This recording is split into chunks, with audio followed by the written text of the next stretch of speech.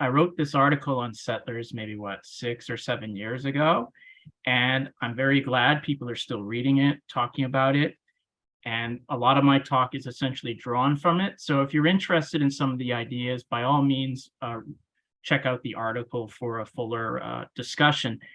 And the first thing I want to talk about is actually the name for this talk, which is Don't Read Settlers. And part of that is provocation, because if you've ever encountered fans of the book online, they often use the hashtag of Read Settlers. And this is just kind of a way to push against that.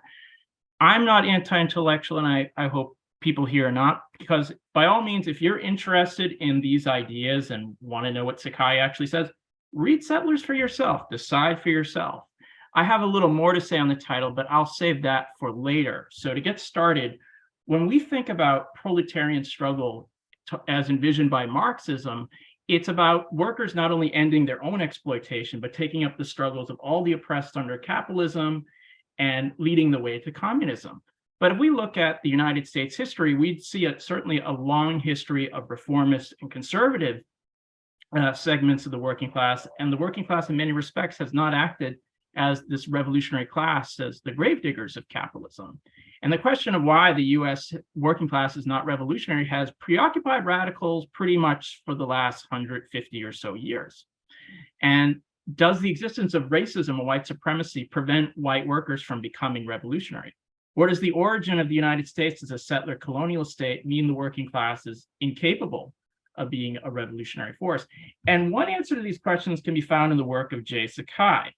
And Sakai's work, Settlers, the Mythology of the White Proletariat, is an influential work among certain segments of Maoism and Third Worldists. And it covers a broad sweep of American history from the 1600s until the 80s when it was published. And Settlers argues that the class struggle structure in the US is abnormal since it was built on a foundation of conquest, genocide, and enslavement. And he says, and I quote, "Your American workers as a whole were a privileged labor stratum, a petty bourgeois consciousness that was unable to rise above reformism." And he says that white workers are privileged and that it's actually colonized peoples who have been the proletariat which capitalism derives its super profits. And Settlers actually poses a number of interesting questions and to a certain extent correctly challenges left and mainstream labor histories which ignore the interaction of race and class in the settler colonial origins of the United States.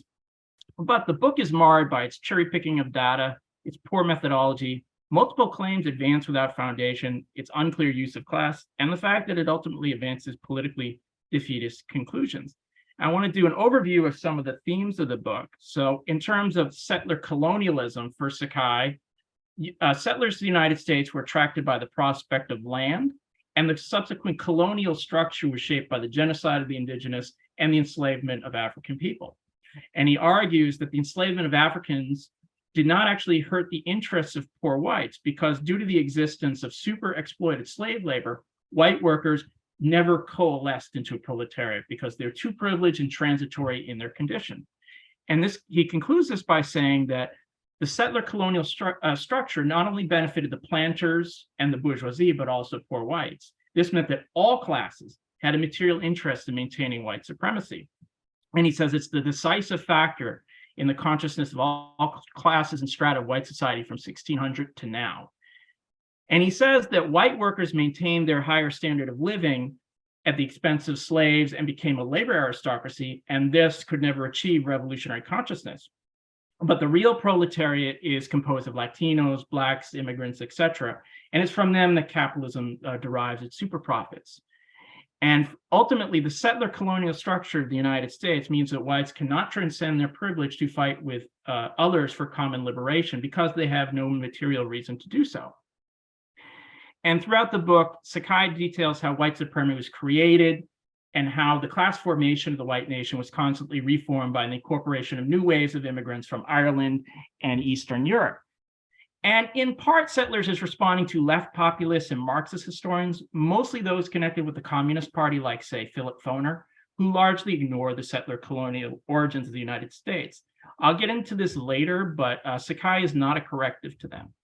And Sakai looks at the struggles of unions through a very particular lens. And, he says that unions and like immigrant laborers who joined them were not fighting for equality, but they were fighting to join the ranks of the oppressor white nation and gain benefits from that. And he doesn't just apply this to conservative unions such as the American Federation of Labor, but also left-leaning ones such as the Industrial Workers of the World and the Congress of Industrial Organizations. And for him, the history of trade unionism is not one of class solidarity, but continual betrayal of non-white.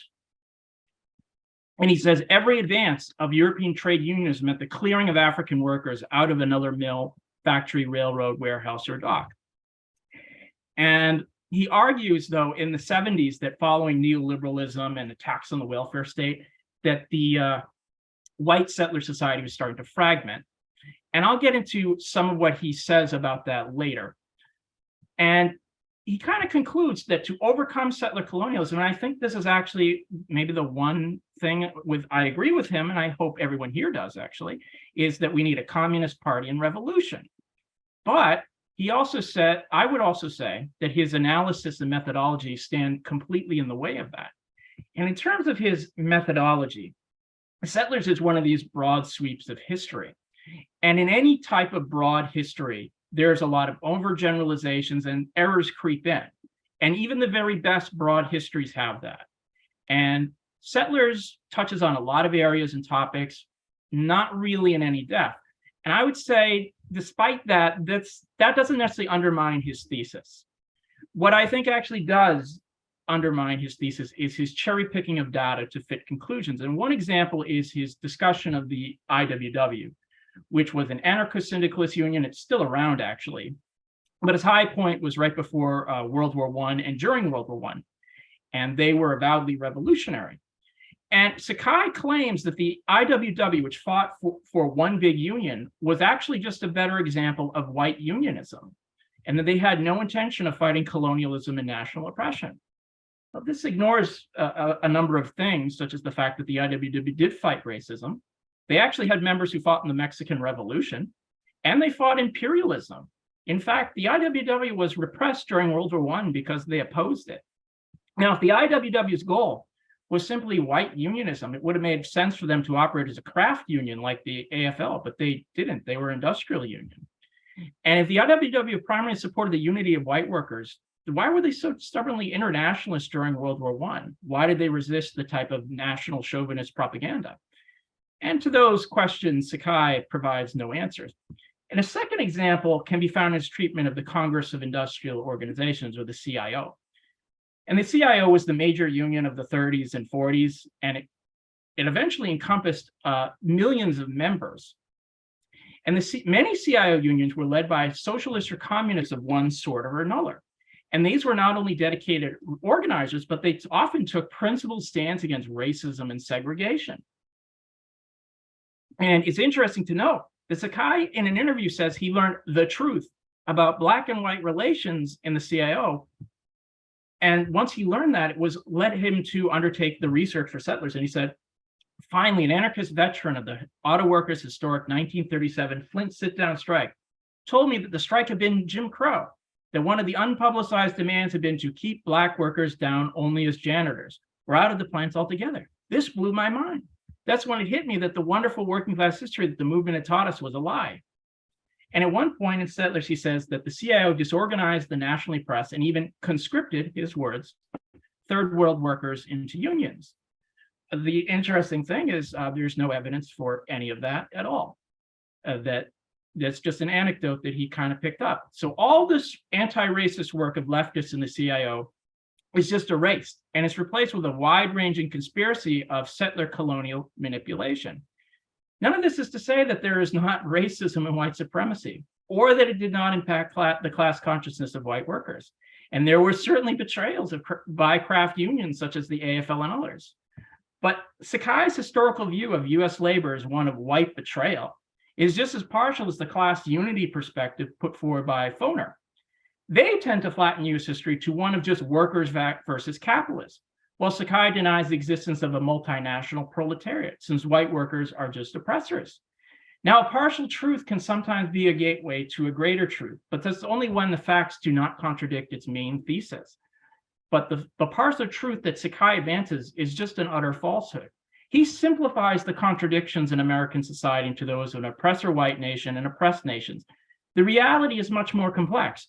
There are Black workers and there are Black capitalists. And within the working class, there are many layers, including among whites with revolutionary potential. Now, every radical movement, past and present, has had to deal with the complex interaction between race and class. They've had to develop strategies to overcome them. And the Wobblies and the Communist Party did not always handle those contradictions correctly. Sometimes they got it wrong, very wrong. That's all true. However, their story is not just one of white betrayal. And if we were to deal with the contradictions of race and class to discover the revolutionary potential of today, then we do need a methodology that can help us. However, that method of identifying the possibilities of revolution will not be found using Sakai's partial and simplistic approach. And this brings me to the labor aristocracy. And again, central to his argument is the whole idea that white workers are this labor aristocracy, and they get their super profits from, or their privileges from super exploitation. But the concept of labor aristocracy and super exploitation does not quite explain conservatism among workers. And the term was first used by Lenin, but we mostly associate it with Lenin. And he used it after 1914 when the socialist parties rushed to support their respective bourgeoisies in World War I. And to explain opportunism and reformism, Lenin argued that imperialism generated super profits that bribe directly and indirectly the upper crust of the working class. And he argued that the labor aristocracy was a counter-revolutionary force and that communists should organize deeper in the working class. And it's important to note that Lenin said that the labor aristocracy was just a privileged minority of workers, while the vast majority, the lower mass, was not infected by that type of bourgeois respectability. And I don't know how Third Worldists can find draw from Lenin that he would think that all workers in, say, the United States are a bunch of labor aristocrats. It's just not in there. All that aside, Sakai takes the following from the labor aristocracy thesis, that workers who backed imperialism were not just backward, but their politics were in favor of this class alliance.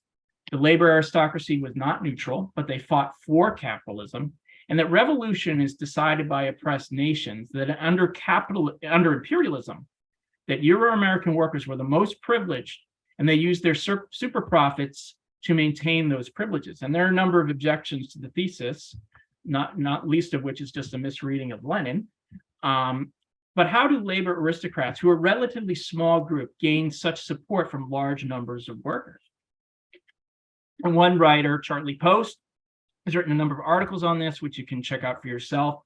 And he says it's not necessarily true that better paid workers are conservative, because if you look at the radical wings of the pre-war World War I socialist parties and later the communist parties, many of their members actually came from well-paid workers. And during the CIO unionization drive of the 30s, it was often skilled industrial workers who took the lead. And the significant role of well-paid workers in militant struggles is because they're concentrated in these very capital-intensive industries, and they have considerable or potential power when they act collectively. So they can have a greater impact than workers in less capital-intensive industries. And often those skilled workers are targeted first with restructuring. Now, this is, again, there's certainly a history of working class reformers in the United States. There's not even a mild social democratic labor party here. And most of the time, workers are not acting in radical ways. And when they are, those struggles are generally of short duration. But there is a minority among the working class that is active, and they form the labor bureaucracy who administer unions. And the labor bureaucrats generally see unions as these previous gains of struggles, so they want to maintain that. So they're more likely to engage in reformism and refrain from revolution. But in terms of imperialism, that doesn't quite explain the existence of labor conservatism either. Foreign direct investment is actually only 5% of the global total. The rest is actually within the boundaries of each industrialized nation. But foreign investment does play a role in counteracting declining profit rates. But now foreign investment does benefit workers to a certain extent in the global north, but those benefits are not evenly distributed, nor do they necessarily lead to higher wages. And we'll get into that in a second. And for the most part, workers who receive a payment above the value they produce are actually very exceptional, small strata, and they exist in very extraordinary conditions. So the United States has been an imperialist country since at least the end of the 19th century. It is one today. But since the 70s, there's been a decline in wages, union density, and a growth of unemployment. And GDP has actually tripled in that period of time, but workers are actually not better off. Now, I'm not going to go into detail here, but I think the biggest refutation of Sakai's thesis is just looking at statistics for workers in the US. Far from being this affluent paradise that Sakai thinks it is, the United States is actually the most unequal advanced industrialized country in the world. One study from 10 years ago said that close to 50 million US citizens live below the poverty line. I have no doubt that's actually gone up in the last decade. Now, another question is the whole idea of class formation. And Sakai is actually very unclear and confused when he talks about class. On the one hand, he says that white workers form a privileged labor aristocracy. But on the other hand, he says that workers were eliminated. White workers as a class were eliminated after World War II. Yet in another interview, he says, there is obviously a white working class in the US, a large one, many, many millions, from offshore oil derricks to the construction trades to auto plants, but it isn't a proletariat. It isn't the most exploited class from which capitalism derives its super profits. Now, there's one thing here I just want to point out, and he seems to think there's a distinct, that the working class and the proletariat are different things. That's a distinction without a difference. You can use those interchangeably. But that aside, he seems to assume that a class can only exist when it is conscious. So whenever white workers undertake struggles, it's no class consciousness at all. They're simply fighting for their super profits. So again, he seems to think class and class struggle is mainly defined by its conscious element.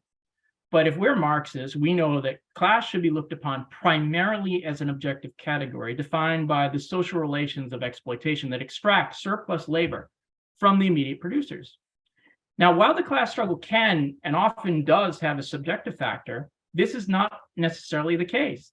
Collective unity and consciousness may or may not emerge in the course of struggle. We hope it does. We may work for it, but sometimes it just doesn't happen.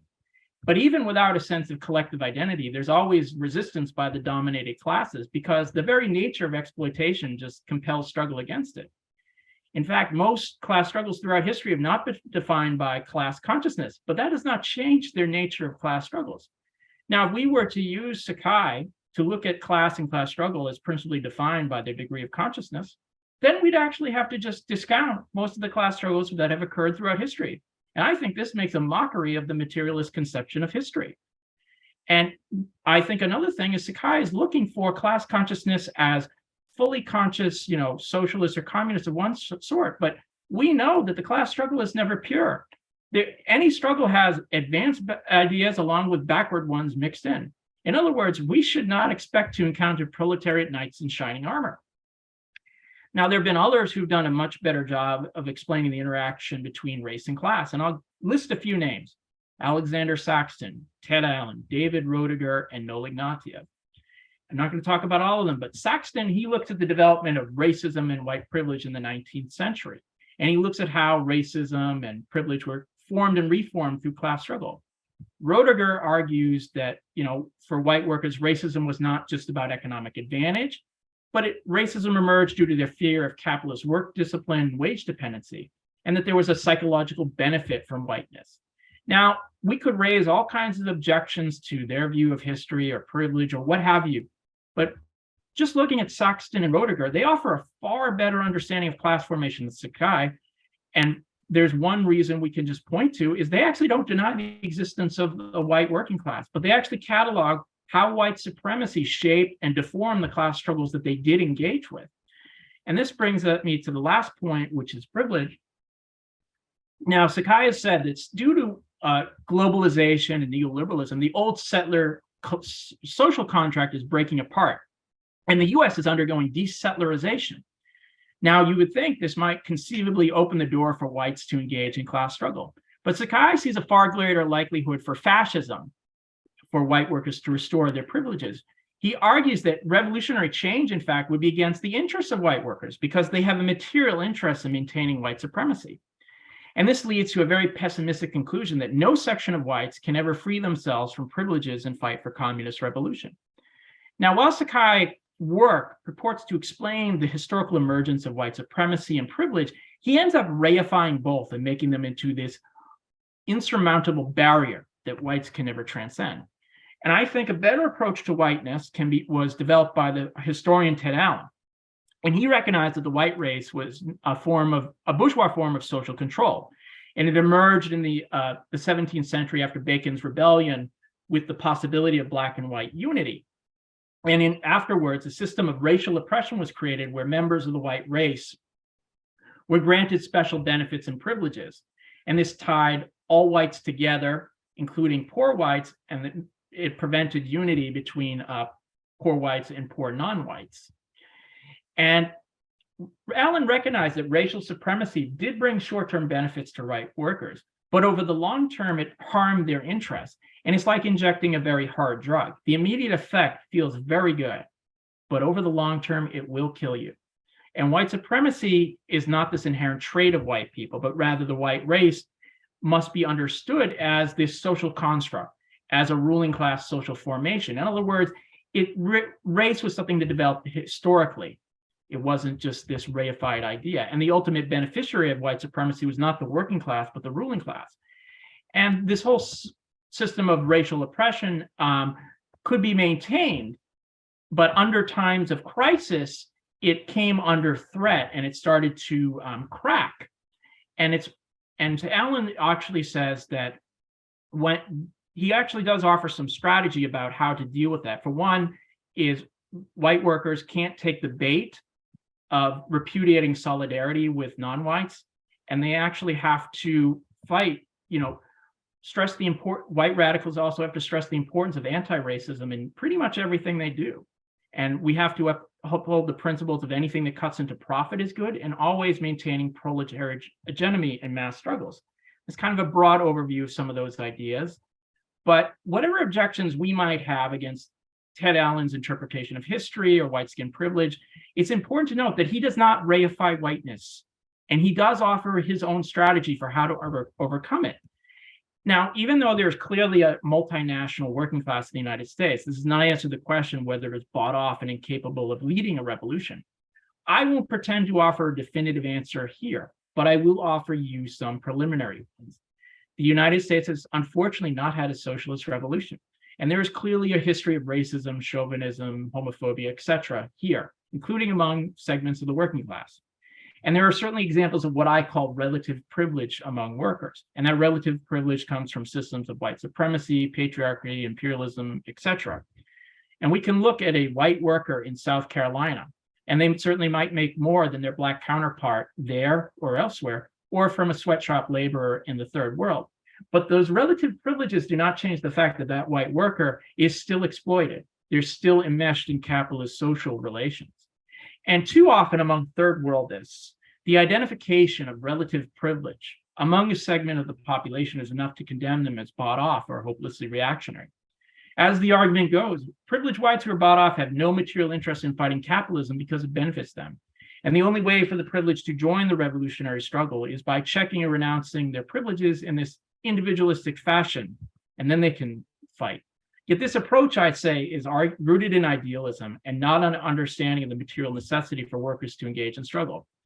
What I would say is one's relative privilege does not determine their destiny. It is not a mark of Cain. It's not original sin. And privilege is not the only factor at work among our consciousness. It is not permanent because the dynamics of capitalism react upon the social status of people in many ways. So there are openings for revolutionary ideas because workers do have a material interest in socialism.